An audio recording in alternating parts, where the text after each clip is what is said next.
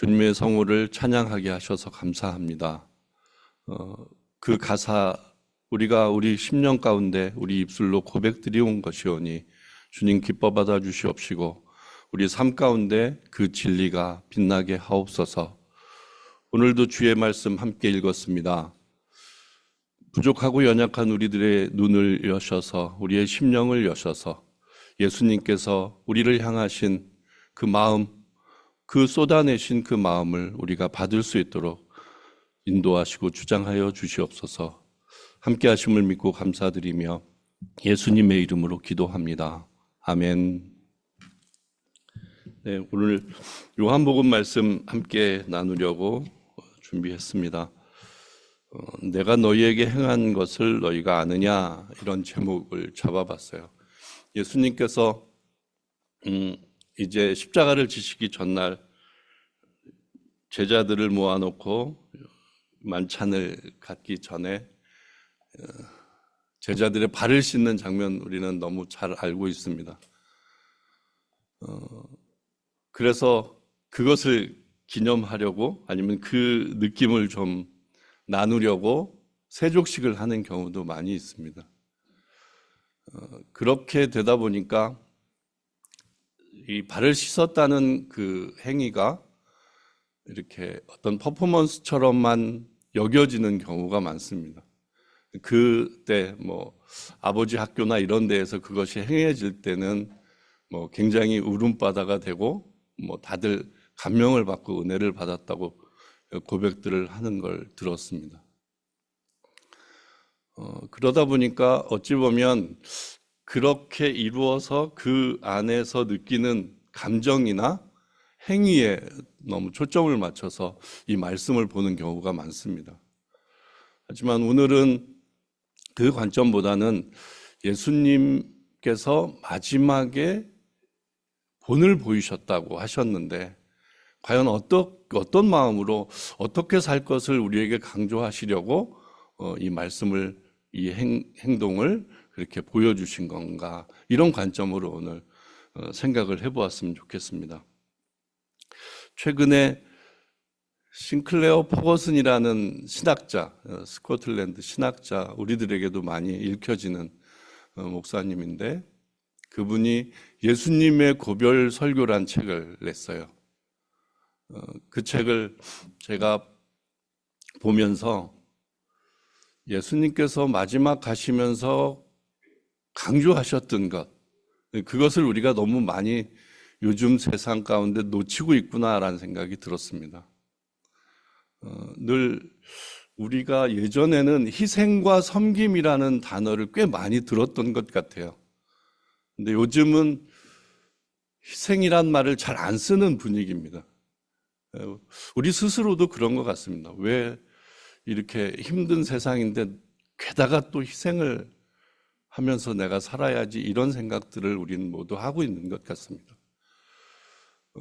희생과 섬김이라는 측면이 우리 삶 가운데 많이 사라졌다면 예수님은 아마 이 설교 말씀을 생각해 보면 굉장히 마음 아파하실 거라는 생각이 들었습니다. 그리고 오늘 제목처럼 내가 너희에게 행한 것을 아느냐라고 확인까지 하시면서 제자들에게 당부하셨던 그 마음이 많이 힘드셨을 것 같습니다. 그래서 그렇게 강조하시면서 묻기까지 하신 그 일이 어떤 것인가, 그런 측면으로 오늘 본문을 좀 살펴보도록 하겠습니다.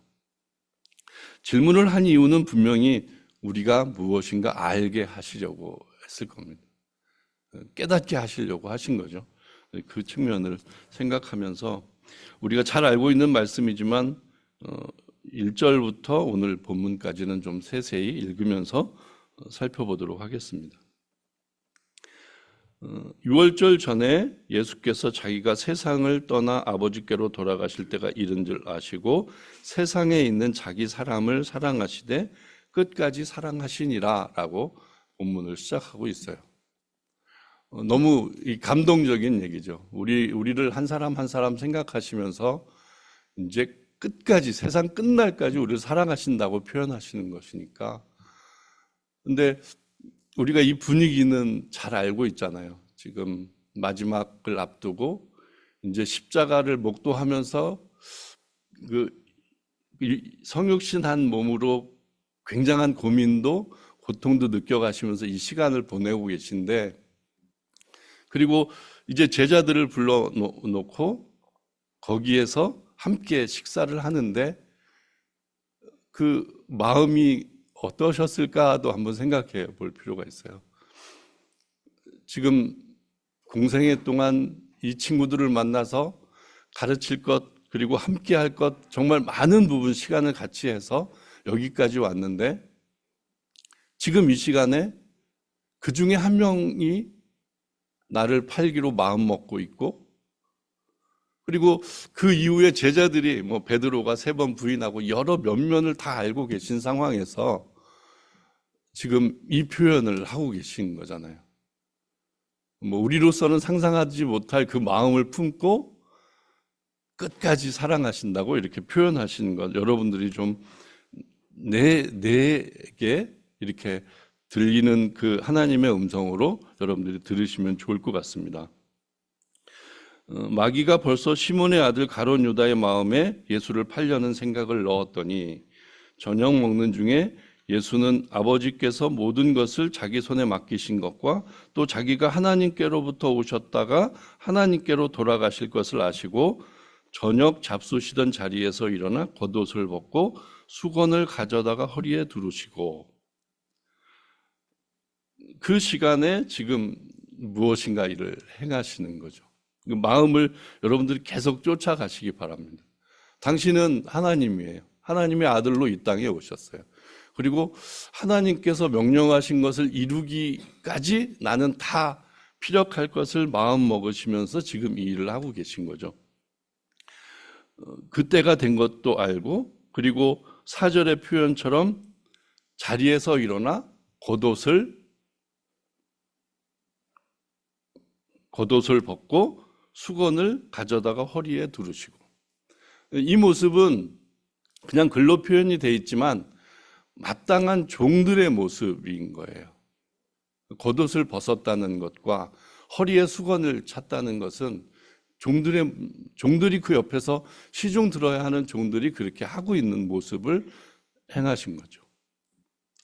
그리고 이에 대야에 물을 담아 제자들의 발을 씻기시고 그 두르신 수건으로 씻기시기를 시작하여 시몬 베드로에게 이르시되 가로되 주여, 시몬 베드로에게 이르시니 가로되 주여, 주께서 내 발을 씻기시나이까? 예수께서 대답하여 가라사대 나의 하는 것을 내가 이제는 알지 못하나 이후는 알리라. 베드로가 가로되 내 발을 절대로 씻기지 못하시리이다. 예수께서 대답하시되 내가 너를 씻기지 아니하면 내가 너와 상관이 없느니라 라고 하면서 시몬 베드로하고 대화를 하는 부분이죠. 베드로 입장에서는 충분히 반응할 수 있는 일이고, 그런데 왜 갑자기 이 일을 하셨을까 당황스러움도 분명히 있지만, 지금 예수님께서 표정이나 아니면 그 시간의 어떤 분위기나 이런 것들을 참 따라가다 보면 조금은 심상치 않은 느낌을 받을 거예요. 그런데 그 상황 가운데 베드로는 조금은 더 자기의 자리이기 때문에, 자기의 어떤 위치 때문에 더 그런 것이지만 하여튼 그런 모습들을 보이는 것을 성경은 세세히 기록을 하고 있습니다. 그런데 예수님께서 왜 발을 씻으셨을까? 이것을 붙들어야죠, 우리는. 그때 당시에는 아마 샌들 같은 신발을 신고 다녔기 때문에, 그리고 이스라엘이 이렇게 건조한 땅이기 때문에 발에 먼지가 많이 묻는, 그래서 의당 집에 손님이 오거나 하면 종들이 발을 먼저 씻고 시작하는 그런 분위기였던 거죠.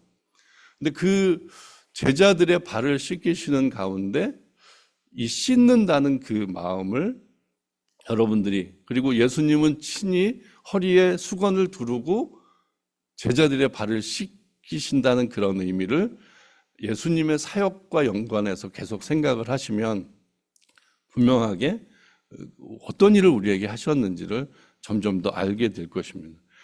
베드로는 이렇게 반응을 했지만 여러분들은 그 시간에 어떤 반응을 하실 건지도 생각해 가시면서 하면 좋을 것 같습니다.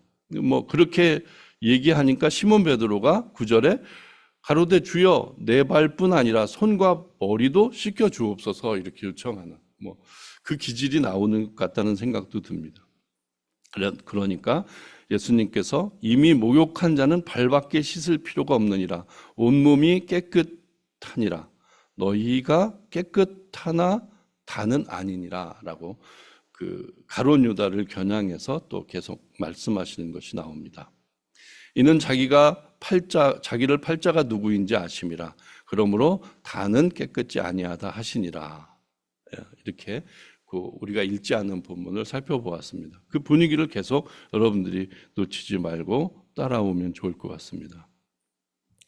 아까 씻는다는 표현 가운데 이제 우리가 세례를 받은 입장이기 때문에 그리고 예수님의 사역이 우리의 죄를 씻어서 단번에 희생 제물이 되셔서 우리를 구원하신 그것까지 연결을 하시면 이제 마지막에 제자들의 발을 씻기시고 제자들에게 당부하는 그 무엇인가가 여러분들에게 더 와닿을 것입니다.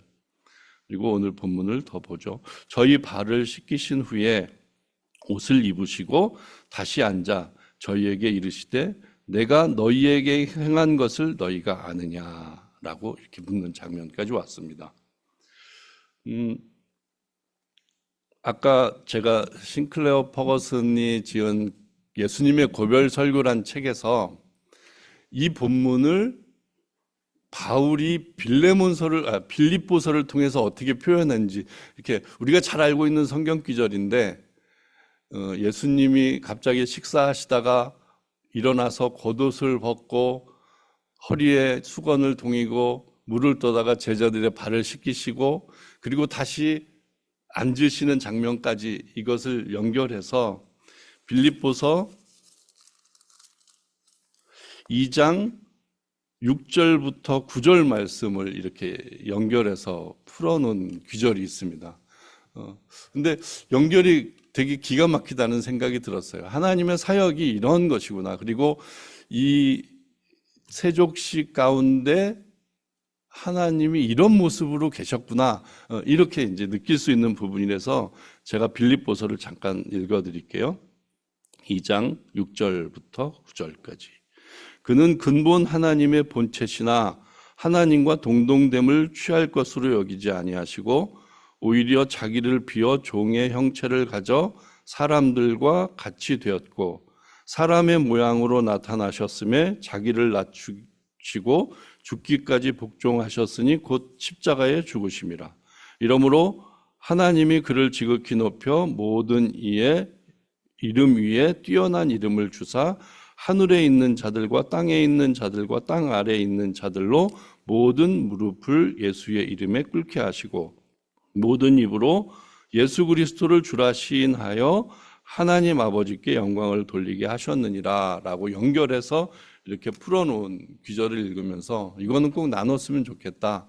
예수님의 제자들을 향한 발 씻음이 바로 이런 모습으로 우리에게 구원으로 임했구나 이렇게 연결할 수 있다고 생각이 들었습니다. 본문을 더 보죠. 너희에게 행한 것을 너희가 아느냐라고 물으시면서 이제 당부를 하시죠. 너희가 나를 선생이라 또는 주라 하니 너희 말이 옳도다. 내가 그러하다. 근데 이 표현은 가룟 유다 때문에 이 구분을 하신 것 같아요. 지금 성경을 읽다 보면 다른 제자들은 다 주여 주여 합니다. 근데 유독 가룟 유다만 선생이여 랍비여 이렇게 표현을 해요. 근데 그것 때문에 사실 이렇게 구분해서 얘기하신 것 같습니다. 그리고 내가 주와 또는 선생이 되어 너희 발을 씻겼으니 너희도 서로 발을 씻는 것이 옳으니라 라고 말씀하시죠.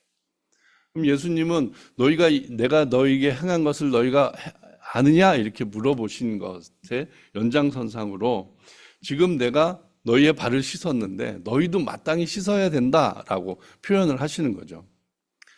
근데 제자들의 면면을 보면 다 된 것 같은 제자들이었는데 예루살렘에 올라오면서 바로 전까지 서로 다툼을 했어요. 어떤 다툼이었죠? 내가 높아, 내가 높아. 당신이 이제 왕이 되면 나 오른편에, 왼편에 이렇게 세워달라는 서로 자리 다툼하던 그런 제자들이었어요. 근데 아마 그런 모습들 때문에 더 예수님은 이런 것들을 가르치시려고 하신 것 같습니다. 이게 옳은 것이야 이렇게 강조하면서 말씀을 하신 거죠. 내가 너희에게 행한 것 같이 너희도 행하게 하려 본을 보였노라 라고까지 강조를 하십니다. 그러니까 본을 보인다는 이야기는 우리가 부모가 되어서 자녀들에게 본을 보이잖아요. 근데 본을 보이는 이유가 뭐예요? 그게 맞으니까, 그게 옳으니까 나처럼 살라고 보이는 거잖아요. 이 원어적인 뜻도 있습니다. 이 본이란 표현은 마치 받아쓰기 하는 표현이에요. 그러니까 글자를 배우려면 받아쓰기를 하잖아요.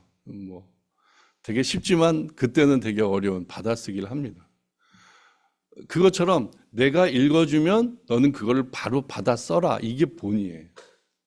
그러니까 예수님도 그리고 많은 사도들도 이 본이란 표현을 쓸 때는 다 그것을 강조하고 있습니다. 그러니까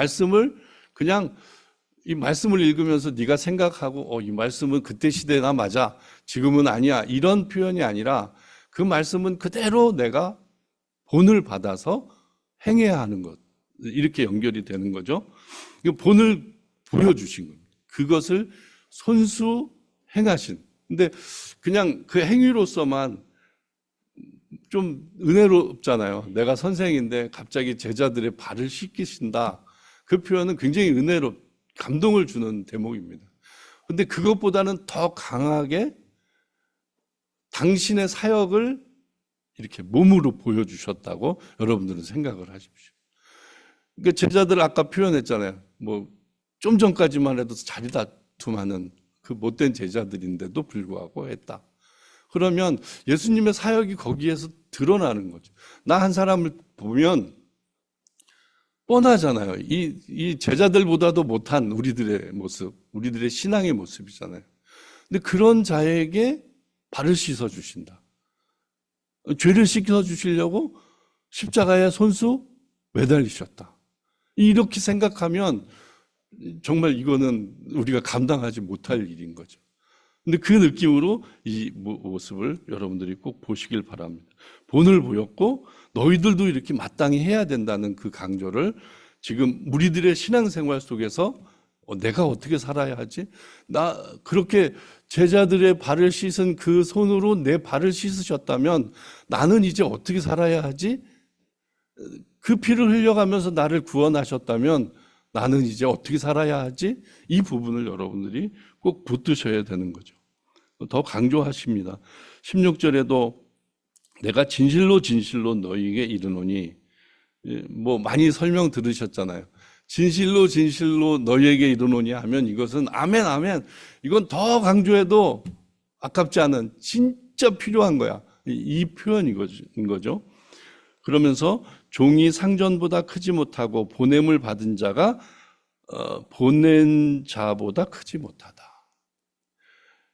그러니까 당신이 지금 종이 되어서 이렇게 섬긴다고 본을 보이셨고 너희들도 마땅히 그렇게 해야 된다고 했고, 그러면 지금 이 표현은 내가 종이니까 너희들은 무엇이냐? 너희는 어떻게 해야 되겠느냐? 이 부분을 강조하고 계신 거죠. 여러분들도 똑같이 적용된다고 생각합니다. 아까 희생과 섬김이라는 표현이 요즘은 많이 드물어졌다. 그렇게 그 뜻이 다 어디 갔을까? 나조차도 힘든 그런 삶인데 어떨까? 이런 세상 가운데 이 모습을 좀 생각을 해보시면 지금 희생이란 표현을 딱 떠올리면 요즘 세상에 왜 나만 희생해? 말도 안 돼. 내가 조금 더 우위를 점해서 내가 잘 살아야지. 우리 그리스도인들도 맨날 찌질이 힘들게 어렵게 살면 뭐해? 좀 잘 살아서 예수님 믿으면 이렇게 잘 산다라는 거 과시도 해야지. 이런 마음을 가지고 우리가 살고 있으니까 희생이란 단어가 그렇게 쉬운 단어가 아닌 거죠. 그런 모습 가운데 예수님은 진실로 진실로 너희에게 이르노니 내가 종으로 너희들을 섬겼으니 너희들도 종으로 섬기는 게 마땅하다. 너 희생하고 섬기면서 살아. 이런 표현을 이렇게 우리들에게 해주신다고 생각이 듭니다. 그러면서 너희가 이것을 알고 행하면 복이 있으리라라고 또 강조하시죠. 복을 좋아하니까 복이란 단어는 우리에게 왠지 기쁘게 하잖아요. 복이란 말은 뭐 그냥 딱 즉각적으로 행복한 삶이에요. 여기서 말하는 복은 행복한 분위기, 기쁨이 이거예요. 그러면 희생하고 섬기면서 사는데 종이 되어서 심지어는 종이 되어서 사는데 왜 그게 기쁘지? 그게 왜 행복하지? 라고 요즘 세상 분들은 다 그렇게 물을 거예요. 그런데 우리가 알고 있는 가치, 우리가 알고 있는 여지껏의 경험을 그리고 기분 좋은 경험을 생각해 보면 여러분들도 다 아실 거예요. 남을 섬기고 남에게 대접받고 남에게 조금은 희생을 통해서 내가 조금 기쁨을 얻었다면 그 기억이 여러분들에게 굉장히 좋은 기억으로 행복한 기억으로 남아있을 거예요. 특히 부모님들이 우리에게 희생하신 것 뭐 반항할 때는 그런 것도 잘 보이지 않다가 어느 순간에 생각하면 그 희생으로 그 노력으로 그 애씀으로 내가 이렇게 있구나 이런 걸 느끼잖아요. 그러니까 그게 복이라는 것을 예수님도 그 제자들에게 말씀하시는 거죠. 예전에 제가 뭐 다른 교회에서 그 일과영성이란 강의를 하는데 제가 한번 어디 자리에서 이 얘기를 드린 것 같아요. 거기에 제자들을 예수님이 파송하시면서 이리 가운데 너희를 보내는 것 같다라고 표현하시면서 담대하라 이렇게 당부하는 표현이 나와요. 근데 그것을 이제 묵상시키고 서로 나누게 했는데 어떤 청년이 난 여지껏 이리처럼 살려고 이리처럼 되려고 살았어요. 이렇게 고백하는 친구가 있어요. 그러니까 세상의 분위기는 다 그래요. 내가 조금 더 경쟁해서 이겨야 하고 내가 조금 더 잘나게 조금 더 잘해야 하고 이런 생각으로 우위를 점하려고 하는 거죠. 근데 예수님은 자꾸 모든 성경의 곳곳에서 너 낮아져라, 너 섬겨라, 너 종이 되라 이렇게 얘기하시는 거죠. 세상은 그러니까 거기서 살려면 우리가 얼마나 힘들겠어요. 자존심도 많이 상하고. 그럼에도 불구하고 예수님은 이렇게 강조하는 것은 그렇게 강팍하고 그렇게 끝간데 갈 수밖에 없는 세상이지만 그 안에서 네 희생을 경험한 네 섬김을 경험한 그 사람이 맨날 그렇게 살진 못할 것이다. 네 섬김으로 그가 변할 수 있는 기회를 얻을 것이다. 뭐 이렇게까지도 우리에게 설명하는 듯합니다. 그게 우리에게 복이 된다고 강조하시는 것으로 생각이 듭니다. 그리고 내가 너희를 다 가리켜 말하는 것이 아니라 내가 나의 택한 자들이 누구인지 알미라. 예수님은 다 알고 계신 거죠. 여기서 충성할 자, 여기서 나를 배반할 자를 다 아신 거죠. 그러면서 시편의 말씀을 인용해서 내 떡을 먹는 자가 내게 발꿈치를 들었다 한 성경을 응하게 하려고 시편의 말씀을 인용해서 나는 그가 배반해서 팔리고 그는 그 역할을 할 것이다 라고 얘기하는 거죠.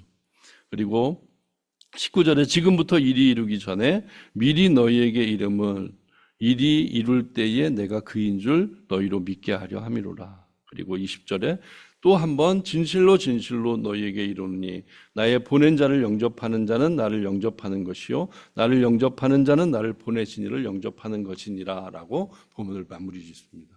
그러니까 하나님께서 예수님을 보내셨고 예수님이 또 이 제자들에게 지금 무엇인가 당부하고 있으면 그리고 성경을 통해서 그게 기록된 것을 우리가 이 시간에 묵상하고 나눈다면 이 계명은 계속 우리들에게 유지되는 거죠.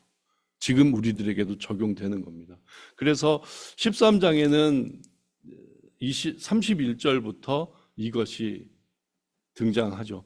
저가 나간 후에 예수께서 가라사대 지금 인자가 영광을 얻었고 하나님도 인자를 인하여 영광을 얻으셨도다. 만일 하나님이 저로 인하여 영광을 얻으셨으면 하나님도 자기로 인하여 저에게 영광을 주시리라. 곧 주시리라. 소자들아 내가 아직 잠시 너희와 함께 있겠노라.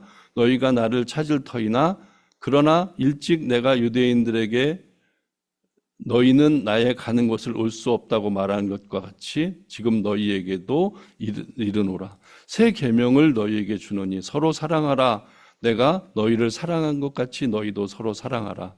내가 서로 사랑하면 이로써 모든 사람이 너희가 다 내 제자인 줄 알리라. 라고 이 거룩한 새 계명을 우리에게 허락하시는 것까지 본문에 기록이 되어 있습니다. 이렇게 우리가 본문을 살펴보면서 예수님께서 내가 너희에게 행한 것을 너희가 아느냐라고 물어보신 그 순간 이제 우리들은 어떤 대답을 할 수 있을까요? 이것을 일주일 내내 여러분들이 붙드셔야 합니다. 왜냐하면 세상은 자꾸 이상하게 흘러가고 그 세상에서 믿음을 지키는 것이 너무 힘든 분위기이기 때문에 더더군다나 강조가 되는 말씀입니다. 특별히 예수님께서 죽기 전에 제자들을 특별히 훈련시키시려고 이 시간을 마련한 거죠. 그리고 말씀하시고 또 강조하시는 부분입니다. 그러면 거기에서 이 시대를 사는 우리들이 조금은 더 우리 마음이 힘들지만 붙들어야 할 것을 여러분들이 꼭 발견하셔야 된다는 겁니다. 그래서 그것을 실천하는 것은 내가 갑자기 변할 수는, 내가 삶이 그런데, 내가 기질이 그런데 갑자기 무엇인가 할 수 있는 분위기는 아니잖아요. 하지만 여러분들의 받은 은혜를 생각하면, 그러니까 은혜란 지점을 여러분들이 꼭 계속 묵상해서 붙으셔야 하는 게, 내가 은혜를 받았다고 하는데 그 은혜가 뭐지? 라고 이렇게 목록을 써가면 은혜는 맨날 세상적인 은혜밖에 없어요. 하나님으로부터 받은 이 구원의 복, 내가 어떤 사람이었는지, 옛사람이 지금 새 사람을 입어서 이렇게 산다는 그 은혜가 가장 큰 것인데 그것이 잘 안 보이는 우리의 신앙생활이기 때문입니다. 그래서 조금은 더 붙드셔야 할 것은 예수님이 내게 행하신 것을 붙드셔야 해요. 그래서 손수 본을 보이신 게 사실은 발을 닦으신 거예요. 그 제자들의 면면을 다 알면서도 우리 인간적인 마음은 그렇잖아요. 내가 나한테 잘못할 걸 아는데 내가 어떻게 그 발을 씻겠어요? 이건 말도 안 되는 일이잖아요. 근데 그것을 예수님은 직접 하셨다고요. 바로 그 자리에서 너는 그런 놈이다 이렇게 얘기 들은 그가 막 나가버렸잖아요. 우리 읽진 않았지만. 그럼에도 불구하고 그의 발을 씻겨 주셨다는. 우리 한 사람 한 사람이 그런 은혜를 누린 거예요. 그 은혜를 여러분들이 진짜 은혜로 생각하지 않는다면 어떤 게 은혜예요? 그래서 나 같은 자에게 베풀어 주신 예수님의 은혜.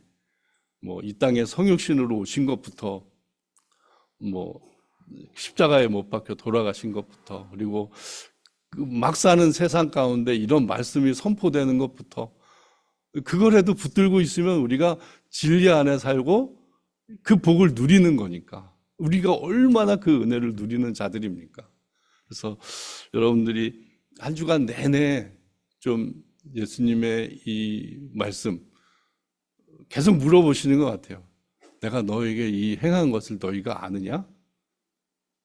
그거 뭘 행해 주셨는지도 사실 다 잊고 살아가는 우리들의 모습이니까 조금 한 주간 내내 그것을 붙들고 그것의 대답을, 내 삶 가운데 이제 제자들은 그렇게 살고 그렇게 했지만 나는 이제 어떻게 살 것인가? 난 앞으로 어떤 모습으로 이것을 실천하며 살 것인가? 분명할 거예요. 내가 그 은혜를 맞닥뜨려서 안다면 그냥 여지껏 살던 방식으로는 살지 못할 거예요. 왜냐하면 그분이 나에게 해주신 일이 있는데 내가 어떻게 그냥 살겠어요. 그 지점을 여러분들이 꼭 붙드시길 바랍니다. 그래서 뭐 일주일 내내 귀전에 예수님이 이렇게 하셨는데 너 지금 뭐 할래? 뭐 할래? 이렇게 물어가시면서 앞으로 내 신앙 가운데 어떤 열매를 맺어갈지 또 마음에서 이렇게 정리하신 것들을 가족과도 나누시고 또 주변 여러분들과 나누시고 그런 은혜를 누리시기를 주님의 이름으로 부탁드립니다. 기도합니다. 하나님 아버지, 제자들의 발을 씻으시며 하신 말씀을 우리가 살펴보았습니다. 다 알고 있는 이야기지만 오늘 특별히 들려진 말씀이 있다면 우리가 그것을 붙들길 원합니다. 그렇게 행한 것을 너희가 보았고 또 그것을 아느냐라고 물으시는데 우리는 그것을 그 전에 있었던 일로만 여길 것이 아니고 참 감동적이었을 것이다 이런 것으로 끝나지 않고 정말 내 영혼에게 내 삶 가운데 행하신 일이라는 것, 그것을 이루셨고 또 그것을 누리도록 하셨다는 것, 이 모든 것들을 잘 묵상하며 우리의 신앙을 만들어갈 수 있도록 인도하여 주시옵소서. 사람의 생각으로는 할 수 없습니다. 성령님께서 우리와 동행하셔서 성령님께서 친히 알려주시고 깨닫게 하여 주시옵소서. 함께 하심을 믿고 감사드리며 예수님의 이름으로 기도합니다. 아멘.